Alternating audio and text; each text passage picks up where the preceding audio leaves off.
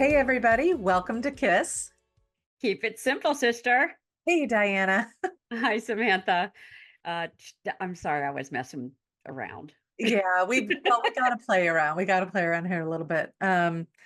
So it was interesting. Diana and I just were having a conversation earlier, which is not surprising, but I actually recorded a clip of us talking about a clarification from that conversation because I want, and then I'll put it up on YouTube because I want everybody to see we really do talk about this stuff like nonstop. And that really, I'm so grateful that I can have these conversations with you and explore Me too. deeper.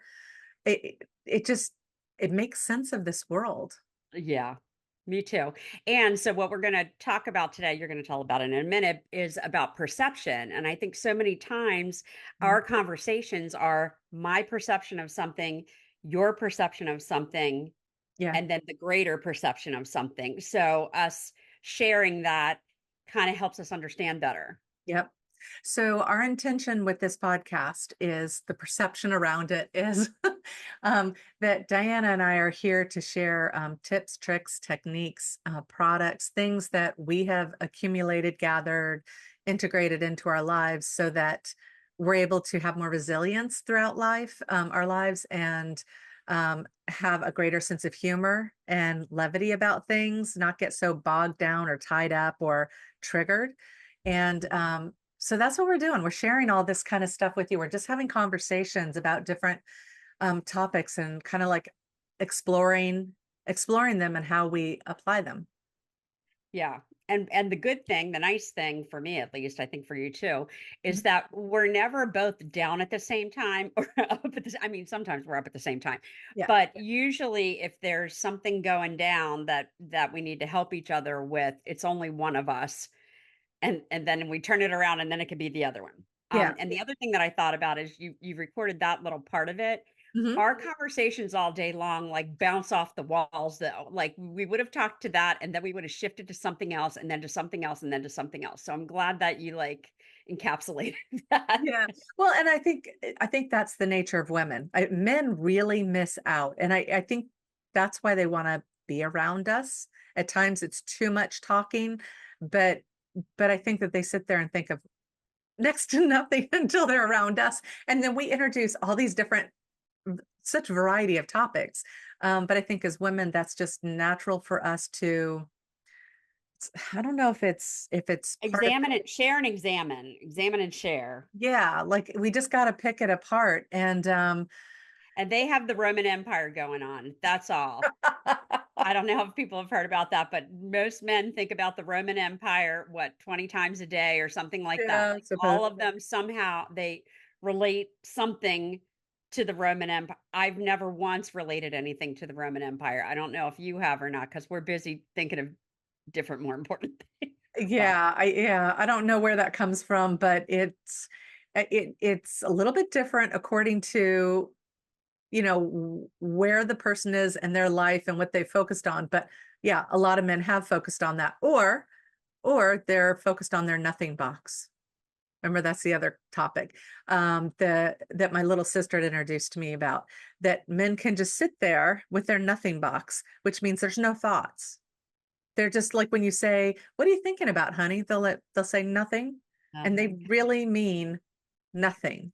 But we can't understand that because there's 75,000 thoughts going across our brain at all times. Yeah, I've and we're never trying to had a nothing box. Have you? know. There's never been a moment in my life that I thought about nothing. Well, I remember when I was a kid, we had this long hallway that led to my parents' room in our house out in California, and is when I was between like 7 and 10. And I would take a running start from one end of the hallway, run all the way down, and take a flying leap onto my parents' bed while they're reading the morning, the Sunday newspaper. Uh-huh. And I would fling my arms out and I would yell, "I'm bored. I'm bored, bored, bored." And I would kick my legs and I'd just be like, "I'm bored, bored, bored, bored, bored." And I'm like, when I think about this, God, what a brat. But I would sit there and just like I was bored. And I'm thinking, I would love to feel bored now. Just give me Oh, a little bit really? of time just to indulge in that feeling of, wow, this is what boredom feels like. Well, and I think that's a big reason why I have such a hard time with meditation because I can't slow my brain down. Mhm. It's like rapid fire. It's like fireworks in there. Yeah. Well, and that's why I suggest visualizations, that kind of when they talk you through it, you're entertaining your mind while getting some of the good stuff in. So it can Yeah. ease you more into that, like slowing down that pace and getting more of a singular focus.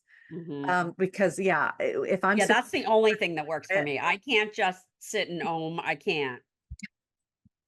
I thought you were saying like sit at home and then you go sit in, oh, Om. I okay. can't om. That almost drove me into a whole other, Okay, topic, and but we're that's gonna on the get on list topic now. at some point. We're Yeah. gonna talk meditation at some point. Well, yeah, there's meditation, but then I started thinking about the vagus nerve and that feeling, and okay, we're not going there, people. We are going to stick to our topic, which Yes, we are. is, perception of realities. I'm Um, writing down vagus nerve so we don't forget. and Okay. remember the expression that you brought up that you said you wanted to remind us? Yes, you're not wrong. Yeah. So that's something that I learned from Esther Hicks, Abraham Hicks, the law of attraction. That phrase can stop any argument because what an argument is all about is my perspective and your perspective are different. And I think I'm right and you think you're right.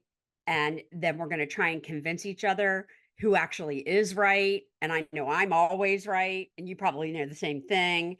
Mhm. And depending on your astrological sign, you're a little stronger in that than other people. Aries, especially, we know we're right. Always. We're rather demanding.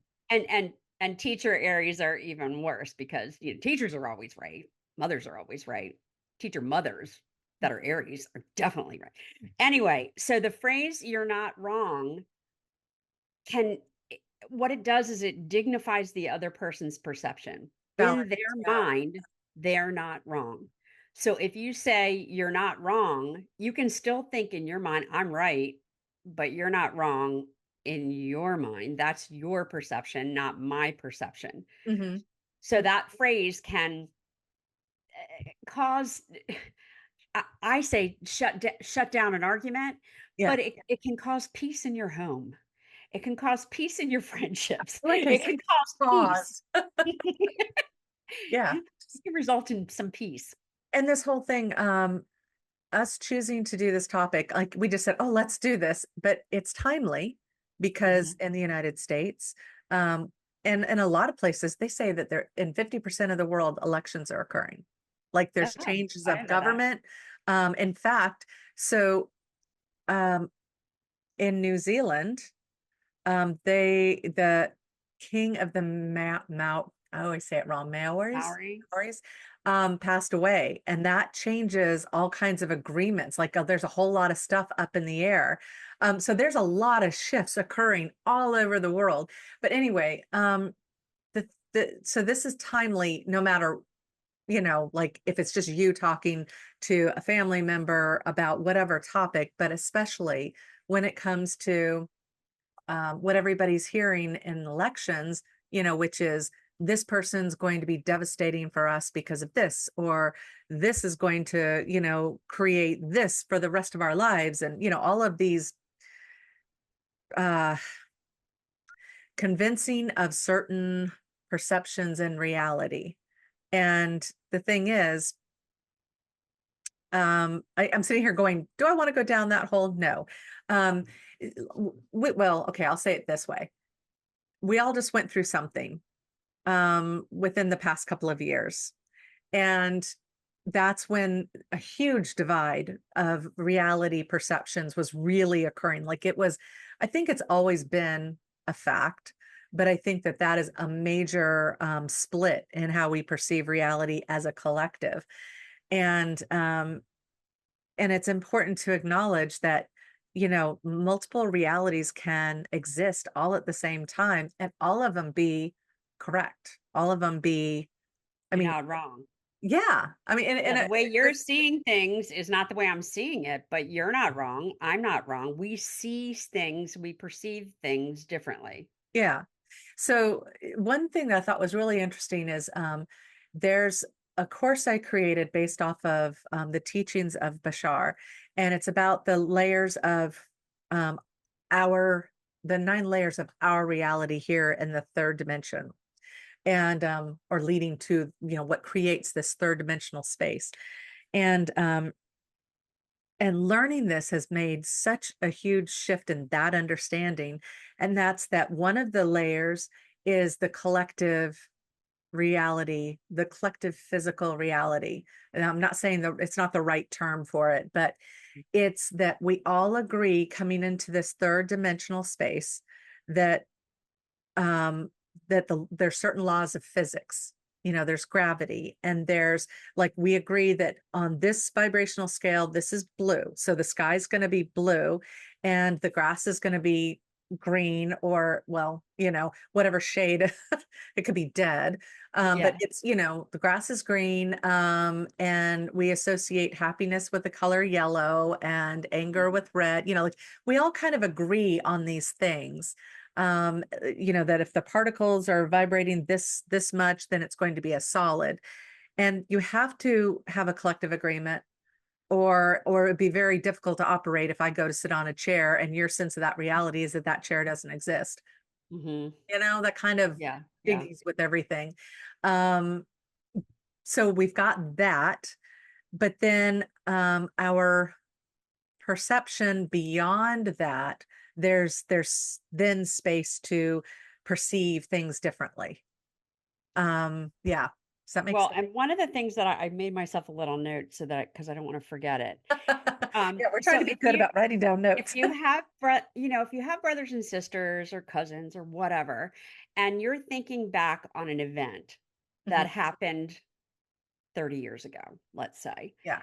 their perception of that event is going to be different than your perception of that event. And Mhm. it inevitably happens that way. If you think about conversations that you've had with other people about things that happened, they remember one thing, you remember something else.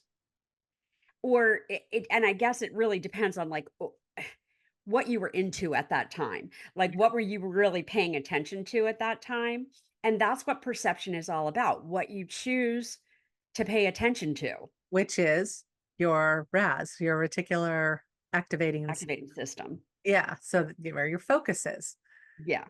That And makes so I think that's where a big that just came to me that's what perception is all about. I know, mind blown.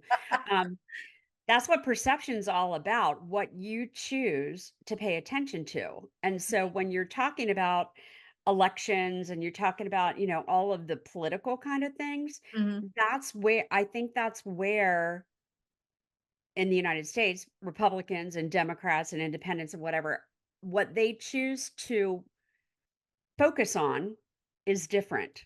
Yeah. What's important to them is different. Their Mhm. perception is different. And so what causes that? Your background, the experiences that you've had, the things that are happening to your life right now, what's important to you right now, Yeah. Well, or because was important or will when be you're important. younger, you are more invested in the concept of like socialism, that kind of thing, sharing the wealth, that kind of thing. When you get older and you've worked your ass off, you know, and now you've accumulated something, you're all of a sudden looking at it from a totally different point of view. If Mhm. you're a man, or if you're a man, you're looking at different things than women are. If Mhm. you're in the corporate world, you're looking at different things than somebody who's a small business owner. So Yeah. I've never kind of felt, I thought there has to be another way to do this, that it's like there's levels of whatever, because, our, so I guess what we're saying is, your perception, it's that which is uh, right in front of you. I was about to say it's what's of most value to you, what's of most importance to you, but it's not even that, because it can be cultural. It It can can be, come from your programming is what I was thinking. Like if you were raised, so let me give you an example. And it doesn't matter whether I'm a Democrat or Republican or whatever, Yeah. but whatever your parents were, Mhm. if you respected that, more than likely that's the bent you will have, unless Mhm. you don't like that and then you want to go in the opposite direction. Yeah. So, like, I'm a teacher, and typically teachers are Democratic or Democrats a Mhm. lot, because and then there, the unions, and some people like unions, some people don't like unions. Then they, like, there's all these influences on you. Mhm. But in my mind, I went to the lowest common denominator, I guess it is, and I would see the little poor children that had nothing while I was teaching, You're saving and the in world. my mind, I needed to save the world. I needed to save the little poor children. That, and a lot of teachers, kind of feel that way. Um, but it's what that was my life. That was my job. It was my job, but I Yeah. chose that because that's what was important to me. Mhm.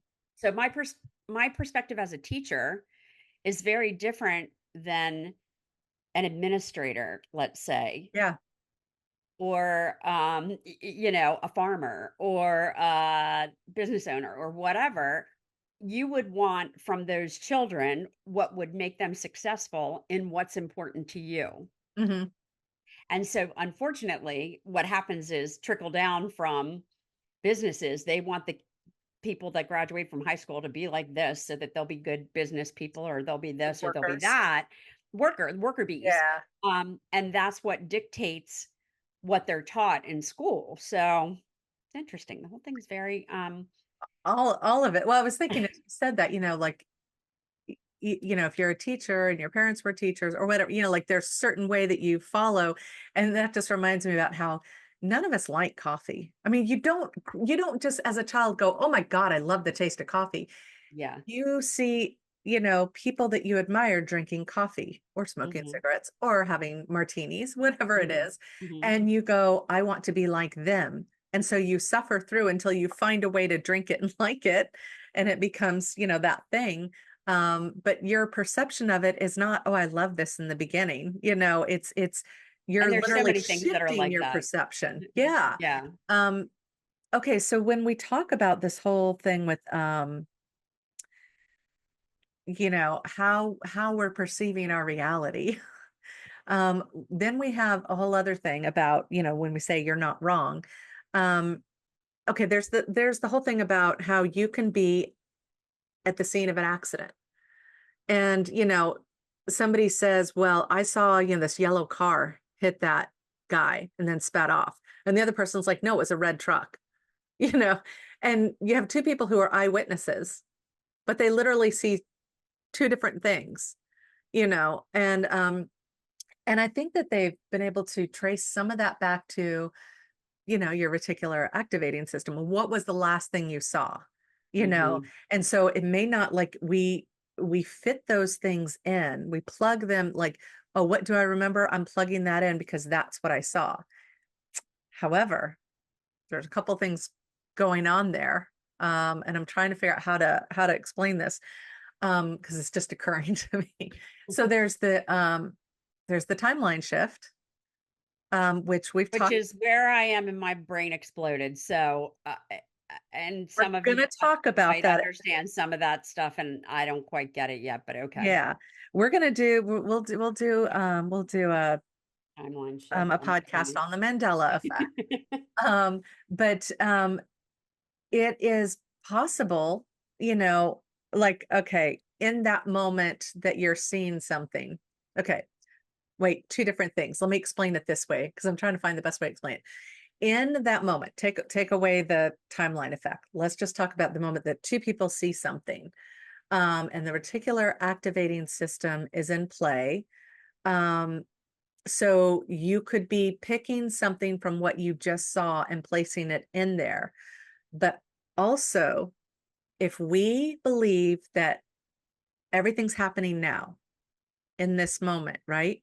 And I do fall back a lot on Bashar, because he's explained this concept so well. But he says the only thing that's real is what's happening in the moment, and that the past is not real. It is simply an explanation that leads up to what we're perceiving in the moment. So we shift the past to meet with how we're perceiving the present.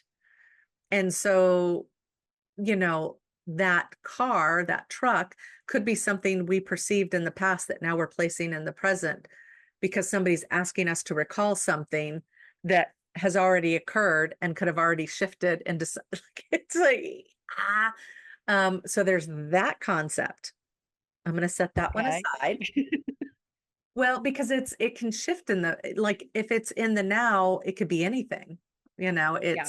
you know what you thought you saw, it's pulling from your reticular activating system that which is most prominent in your mind. And if you've been seeing a lot of red trucks, you're either going to think it's a red truck, or you will definitely not think it's a red truck because it's so predominant in your mind that Mhm. all of a sudden you don't know what it was, even if it was a red truck. Um, like you're going, no, that can't be right. But the other one, okay, the timeline one that I was mentioning, let me give an example of that. So my husband went through a lot of stuff when he was younger, bone marrow transplant, things like that. And he went through hell with it. And his mother, um, she was right there beside him all the way through, helping him get through all of this. And so he was in and out of his head, and he was on a lot of medications, and he was in a lot Yeah. of pain from time to time. And here she was as the caregiver talking with the doctors and doing this and doing that. So over the years, she's shared stories with us like, oh, I remember when this happened. And I found it fascinating because Rob would sit there and go, I don't know where you're coming up with this. Like he would just totally, like it's just like throwing cold water on someone. You'd be like, I don't know where you're coming up with this. No, that never happened, or you're just remembering things the wrong way, like totally invalidating. And I would hear this and I would say to him, but that's from her perspective, how she saw it. She can't be in your shoes and see it from your perspective. And you have to realize your perspective, given the fact that you were on drugs a lot of the time and out of your mind, is not really a valid thing to go back to and roll the tape. And I'm Yeah. like, so that doesn't, please stop invalidating her experience because this is how she remembers it. This is what she went through. Well, and that's where the "you're not wrong" comes in. You don't need to invalidate anybody's anything because that's the way they're perceiving it. That's the And way how they're many seeing it. times do you see people, my great aunt or my aunt's husband was a brilliant psychotherapist, and he would course correct her all the time. She would say, well, we went down and we did this. And he'd say, oh, that's wrong. That's not how it went. And it's like, okay, is that important in the moment and her telling the story? And this is her perception of it, but you could never jump in the middle of that and try to straighten that out. But you see Yeah. people all the time who do that. Yeah. That's not how it Yeah. occur. You're Well, and wrong. it's a power struggle. And that's why you can shut it down with "you're not wrong" because they're gonna fight till the bitter end, those people. Exactly. Well, so then the timeline thing I wanted to bring in is that we shift timelines. We're learning that if everything's happening now in the same moment, we learn from our experience as we're experiencing our experience, and we can shift how we're perceiving that experience. So it can literally shift the results of what our memory is, supposedly. Mhm. So, you could go to be in a timeline where something didn't occur the way the other person perceives it. And there's such minor shifts, and we're more expanded or open to that, those little micro shifts than we've ever been in time. Like it was more solid back then. When people talk about the veil, the veil's thinning, the veil's Mhm. shifting, the veil's almost gone, or it is gone, or whatever. Everybody thinks that has to do with somebody's ability to reach over and perceive people who've crossed over. They think it's Mhm. all about, intuitive abilities and stuff. No, it's about the perception of reality, about this experience we're having of the cloaking of who we actually are, what our beingness actually is. And so, it goes back to the kindest, most gentlest thing is what you just said, Diana, is just to validate someone in their experience and say, well, you're not wrong about that. Like, um, I perceive it this way. but what an interesting perspective you have on it. And when you do that, it like opens up the conversation. I think, oh, so that gets me. Um, I Wait, there's think, more. yeah, I think that's why people, like you said, a power struggle, but I think it's Mhm. another thing. I think there's people are impatient. They want to be spoon-fed stuff. They want to just make a decision. No, this is the way it is, that this is the way they're going forward. Just get on with it. I know Yeah. it's this way, just get on with it. So they don't want to entertain the potential of someone else's Possibility. perception. Yep. And that's where we're kind of really screwing up in our current reality is that we're shutting each other down and being so dogmatic that it's like we can't open ourselves up to express all of these things, take the time to even feel into another space so that we feel that communion with each other. So we're isolating. Well, and so many of the things that we've been talking about on all of our podcasts are about perception, are about tuning into a more positive way of thinking about something. Like when we did the flip side, your perception can be, oh, this is horrible, this is terrible, I'm never going to get over it. I need to just go bury my head in the sand. Or you can look for something positive. Mhm. And so that shifts your perception of the event. Yeah. Yeah. So, what we've been talking about a lot is not even somebody else's perception, Hmm. my own perception. I'm uncomfortable with thinking of this as something that's so hard and terrible and awful. Let me give it another name. Let me give it another description. Let me look for something about it that can be more positive instead of negative. Hmm. Yep. Or they can also, on the flip side of it, they can sit there and call it something that is dark and uncomfortable and whatever Well, and and you put it think in a about people that box. are optimistic or pessimistic Yeah. or, half full, half empty. And it's your outlook on life. And some of that comes through your upbringing too. Like you're Yeah. kind of raised to be a pessimist or raised to be an optimist, sort of. But that's not static. You can change that. And why wouldn't you? Why wouldn't you want your perception to Yeah. be something more pleasant as opposed to something unpleasant? Well, and going back to, and again, not bashing men. It's not, we're Yeah. just talking about the difference. So a majority of men in the Gen Z category and older come from a pessimistic nature.